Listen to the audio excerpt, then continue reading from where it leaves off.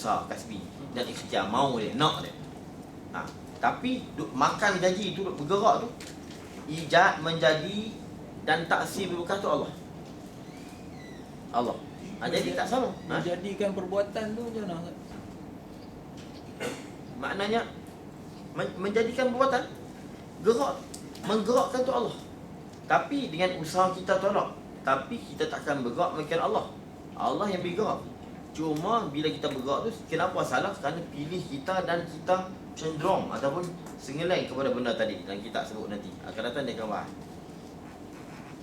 Menjadikan hangus, menjadikan putus, itu Allah. Kita hanya usaha tolak tarik. Yang memutus tu Allah. Ini maknanya laisa kamisyai, makna tak sama. Tak sama kata Allah dengan perbuatan kita. Wallahu a'lam. Ya.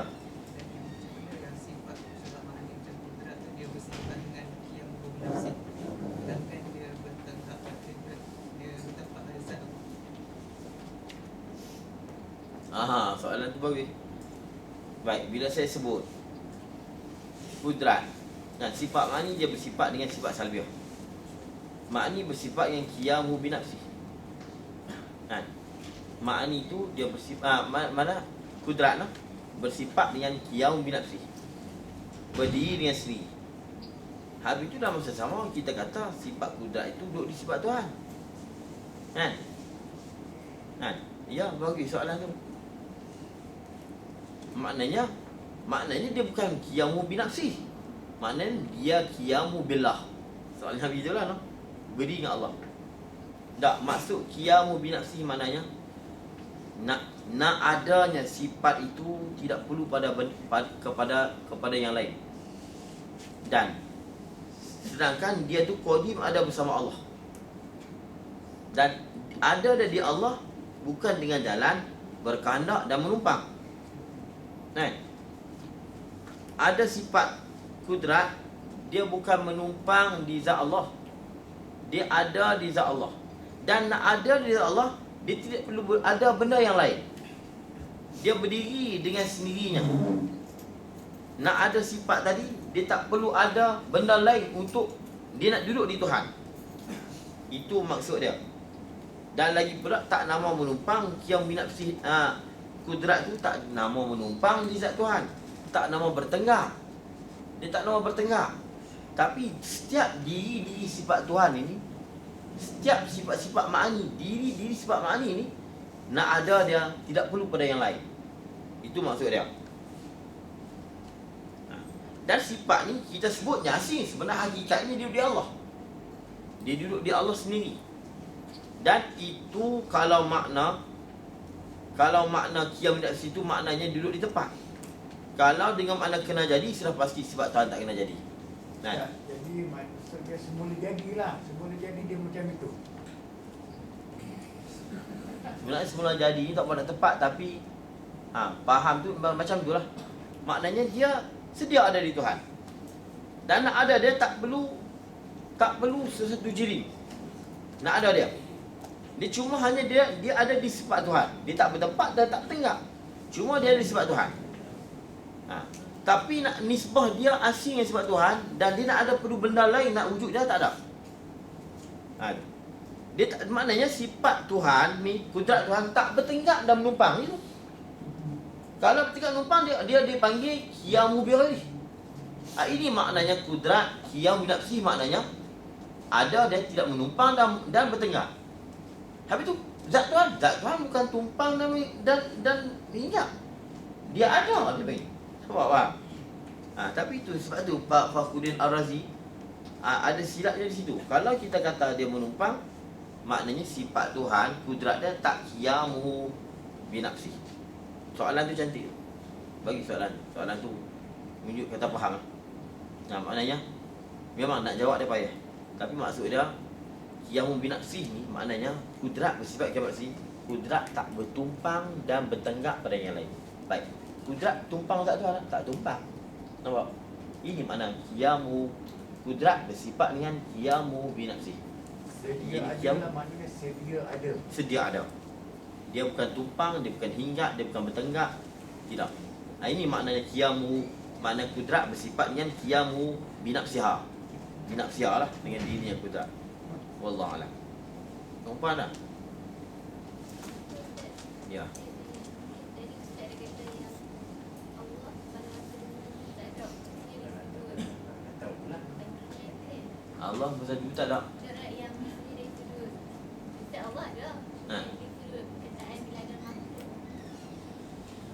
Itu di mana namanya tu. Namanya tu.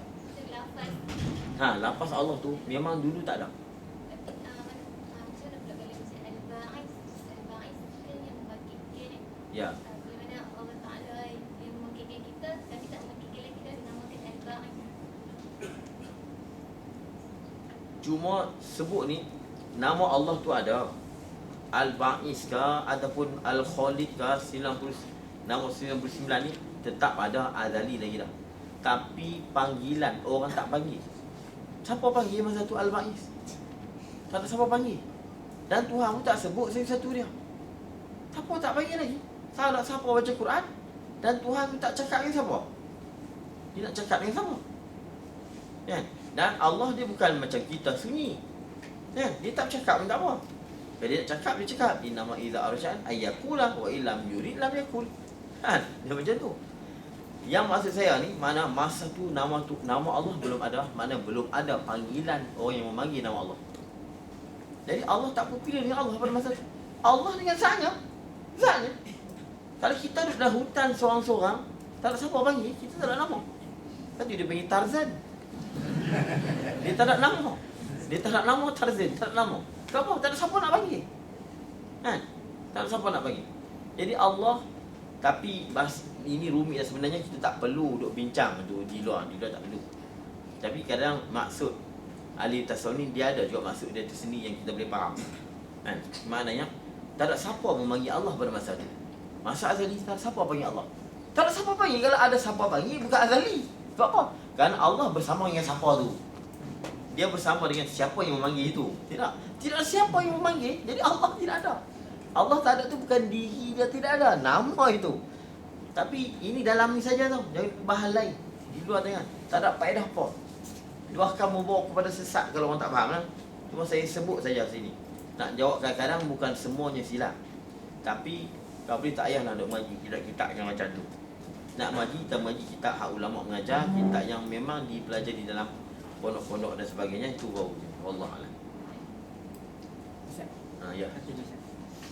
Kalau kita tengok hadis ni, relate-nya soalan doktor tadi, manusia sudah ditentukan syakawah dan sa'adah.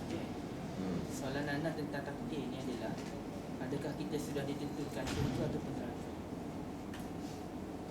Ya, Allah dah tentu.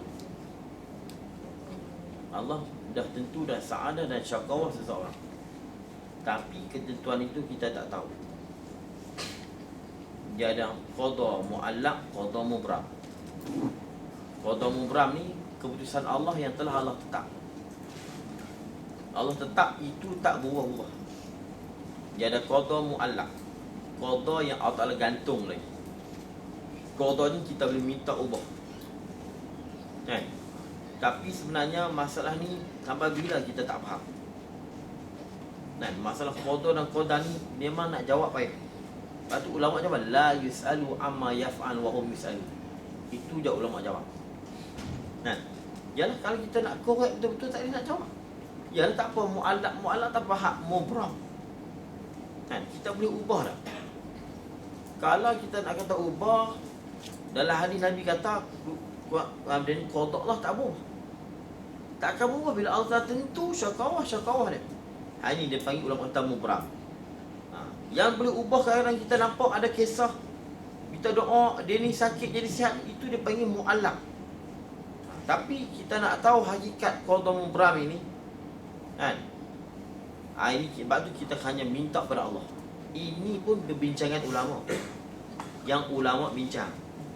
Dan tak mustahil benda ni kalau kita minta Allah boleh ubah. Cuma ulama tetap buat keputusan ketetapan macam tu.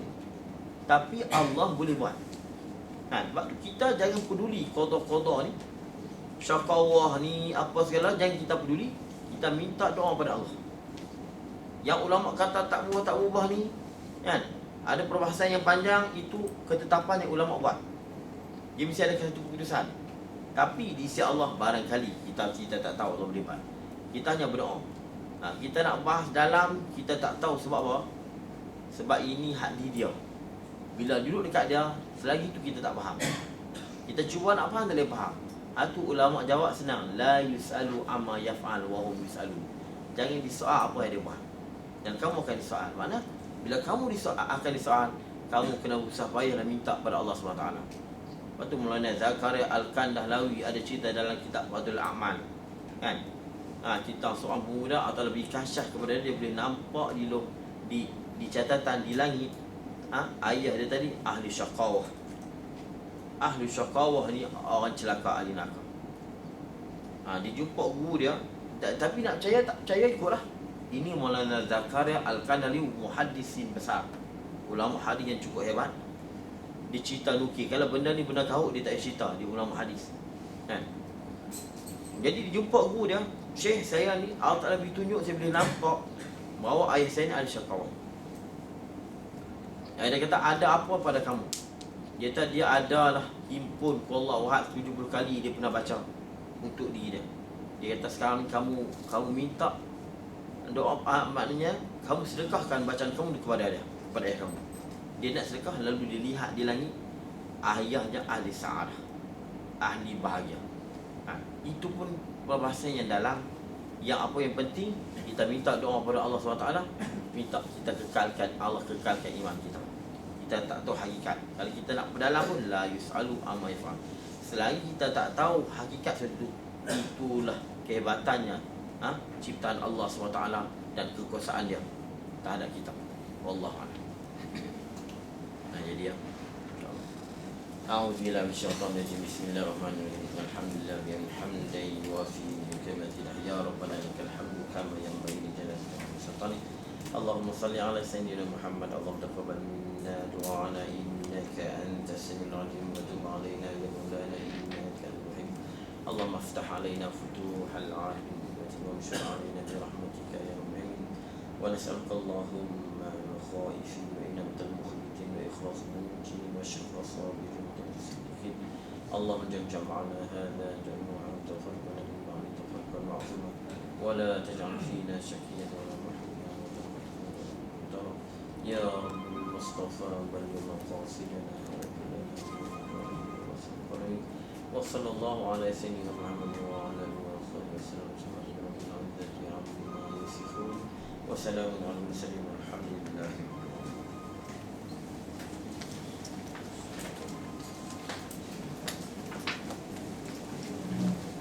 Thank you.